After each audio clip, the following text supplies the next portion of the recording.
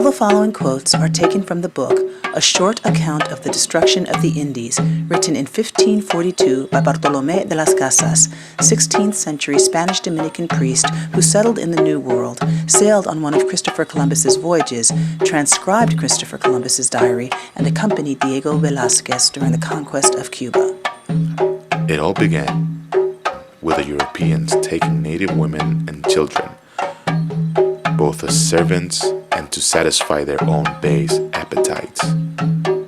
The Spanish fell like ravening wolves upon the fold, or like tigers and savage lions who have not eaten meat for days. I saw with my own eyes how the Spaniards burned countless local inhabitants alive, or hacked them to pieces, or devised novel ways of torturing them to death, enslaving those they took alive. This commander caused 4,500 of them to be branded as common slaves. He did not make any difference between men and women, taking and branding even the children from 1 to 5 years of age, some of them still unweaned. They grabbed suckling infants by the feet and ripping them from their mother's breast, dashed them headlong against the rocks.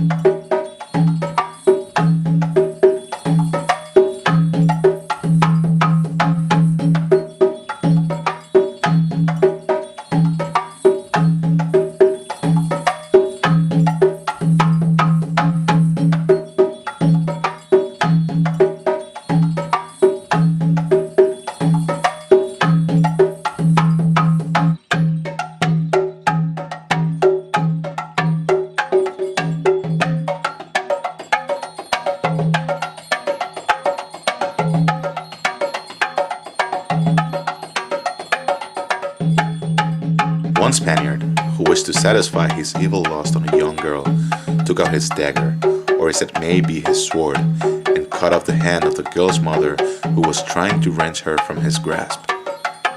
When the girl persisted in refusing him, he stabbed her to death.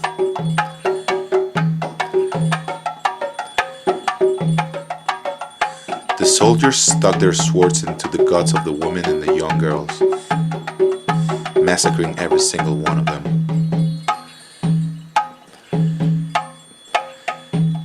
A Spaniard took a little boy from his mother, cut his arms and legs into chunks with his knife, and distributed them among his dogs. Another member of the governor's party galloped about cutting the legs off all the children.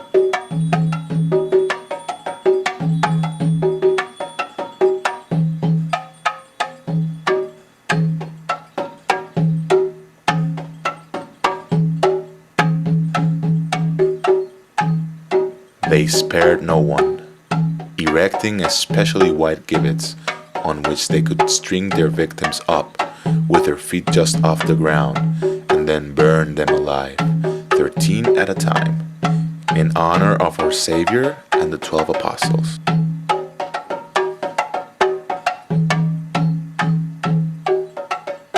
Some they chose to keep alive and simply cut their wrists, leaving their hands dangling.